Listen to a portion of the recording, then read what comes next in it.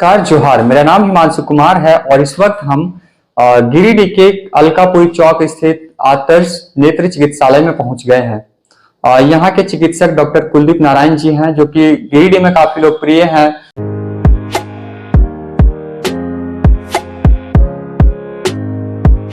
नमस्कार, आपके सभी व्यूअर को हमारी तरफ से बहुत बहुत शुभकामनाएं। सर, मेरा आपसे एक साक्षात्कार का एक पहला सवाल ही है कि आप गिरिडीह में काफी लोकप्रिय हैं, काफी पसंद किया जाता है आपको, तो इसकी क्या वजह है? किस प्रकार का आप यहाँ पर चिकित्सा सेवा देते हैं लोगों को?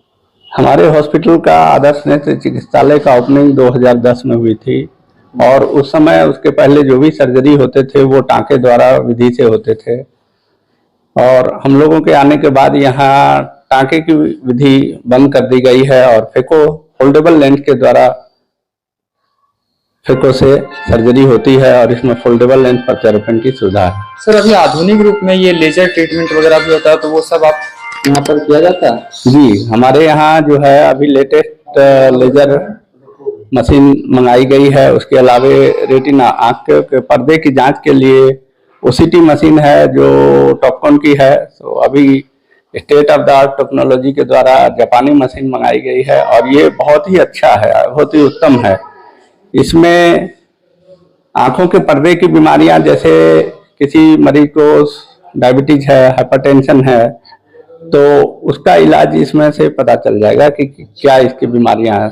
सर्वप्रथम डायग्नोसिस का बहुत अहम रोल होता है किसी भी बीमारी के लिए। अगर डायग्नोसिस अच्छी तरीके से हो गई तो फिर हम लोग उसका समाधान भी ढूंढ लेंगे। तो डायग्नोसिस के लिए जहाँ सुविधाएं उपलब्ध नहीं होती थी, यहाँ के लोगों को आसनसोल या दुर्गापुर जाना पड़ता था या फिर रांची जाना पड़ता था, बड़े शहरों की ओर जाना पड़ता था। लेकिन हमारे यहाँ ये सुविधा उपलब्ध हो गई है। काला पानी की बीमारी, ग्लोकोमा जिसको कहते हैं हम लोग, तो उसमें भी हम लोग देखते हैं कि आंखों का प्रेशर बढ़ जाता है, तो प्रेशर नापने के लिए भी सुविधा यहाँ नहीं थी। तो अभी हम लोग आंखों का प्रेशर भी नाप सकते हैं, उनका फील्ड ऑफ विजन पेरीमेट्री भी हम लोग कर सकते हैं।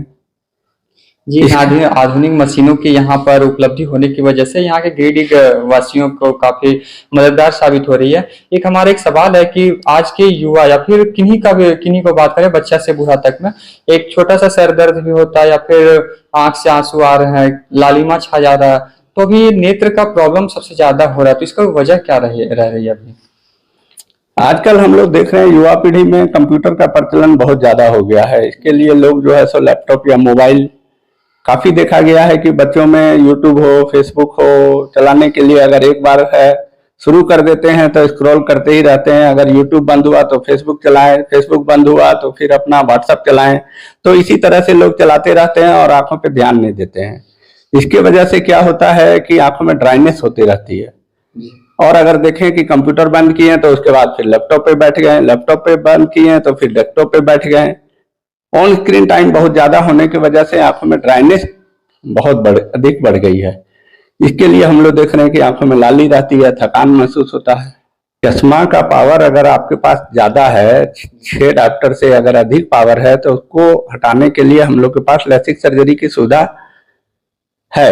यहाँ नहीं है, गिरिडीह में नहीं है, लेकिन बाहर दूसरे जगहों में, दुर्गापुर में, रांची में लेसिक की सुविधा उपलब्ध है। उसमें से चश्मे का नंबर हटाया जा सकता है। लेकिन जिनके पावर कम है, वो 1.5 नंबर, 2 नंबर, 6 नंबर से नीचे जिनका भी हो, उनके लिए ये सलाह नहीं दी जाती है कि आप जो है लेसिक करवाएं, क्योंकि सर्जरी तो सर्जरी ही होता है। इसलिए जो है चश्मे का नंबर, आप आजकल आंखों का बचाव के लिए चश्मा निहायत जरूरी है।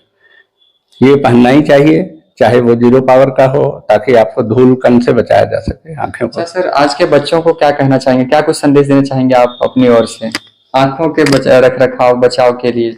बहुत अच्छा सवाल किया आपने। आज के बच्चों को कहना चाहेंगे कि हरी सब्जियां ज्यादा खाएं, लाल फ्रूट्स जो भी है, ऑरेंज फ्रूट्स जैसे पपीता है, गाजर है, टमाटर है, इन सब का सेवन ज्यादा करें ताकि आपकी आंखों में नमी बनी रहे, आंखों की दृष्टि बनी रहे। धन्यवाद। अच्छा, और सर ये मोतियाबिंद का कई जगह सरकार, अच्छा एक और भी सवाल है सर कि जितना कि आप लोकप्रिय हैं, वो सरकारी चिकित्सक लोकप्रिय क्यों नहीं है गिरिडीह में? आखिरकार यहाँ पर भी सरकार उन्हें सैलरी दे रही है, अच्छा सुविधा मिल रहा है, लेकिन लोग ज्यादा अभी भी प्राइवेट में प्रीफर करते हैं कि प्राइवेट में जाना ज्यादा पसंद किया जाता है।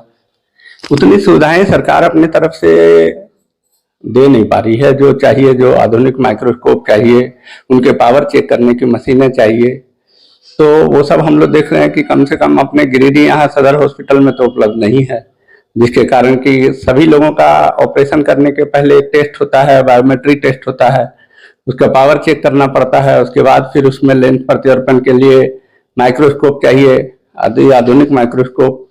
लेंस तो उपलब्ध हो जाती है, लेकिन जो है माइक्रोस्कोप वगैरह के लिए पता चला कि कभी कुछ खराब हो गया, कभी कुछ खराब होने की वजह से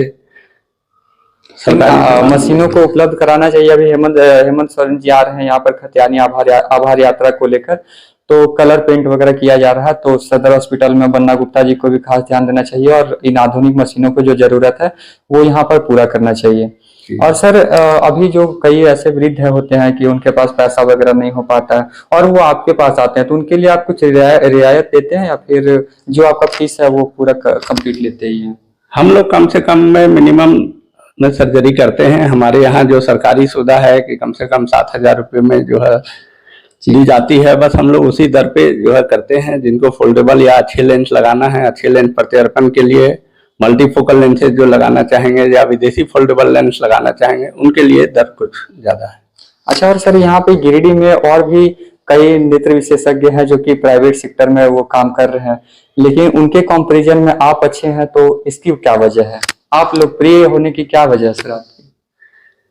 एक तो हमारे यहाँ सबसे पहले फेको फोल्डेबल मशीन द्वारा ये सुविधा प्रदान की गई है ना।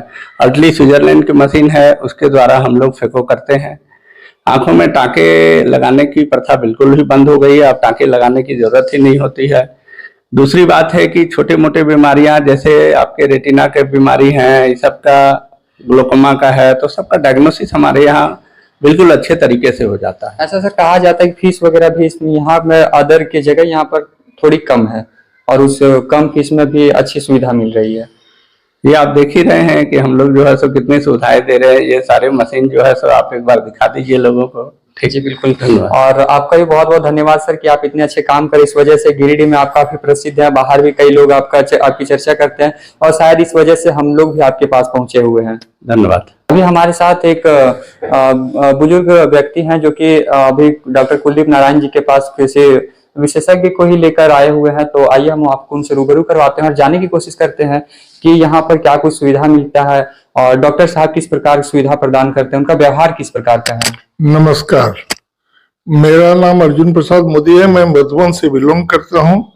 12 फरवरी 2022 को मैंने यहाँ से ऑपरेशन कराया और इतनी अच्छी ढंग से, इतनी कम पैसे में ऑपरेशन हुआ है जो मैं सोच भी नहीं सकता था। इसी को अगर बाहर में करने जाएगा तो अनाप शनाप पैसे का डिमांड होता है। मैं पुनः दूसरे आंख का भी ऑपरेशन इसी महीने में कराना चाहता हूं इस सुविधा को देख करके। और मैं सभी से आग्रह करूंगा कि अगर किसी को किसी प्रकार का प्रॉब्लम है तो इस जगह दिखलावे। गिरिडीह जिले का एक रौनक है, एक शान है। मैं इन्हीं बातों को बोलकर विराम देता हूँ। जी, आपका बहुत बहुत धन्यवाद। क्या प्रॉब्लम है, किस वजह से आप यहाँ पर डॉक्टर कुलदीप नारायण जी से मुलाकात करने आए हुए हैं? जी प्रणाम।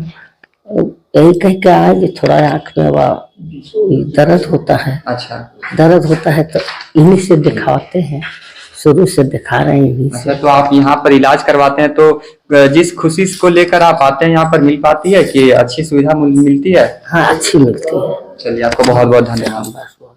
कभी आप हमारे साथ कुलदीप नारायण जी से मुलाकात किए, वो देखे कि उनके पास किन आधुनिक मशीनों के साथ वो काम करते हैं और गिरिडीह में कितनी कम फीस वगैरह के साथ वो काम कर रहे हैं, लोगों को चिकित्सा सेवा दे रहे हैं। बाकी आप कुलदीप नारायण जी के लिए आप क्या सोचते हैं, कमेंट बॉक्स में जरूर बताइएगा।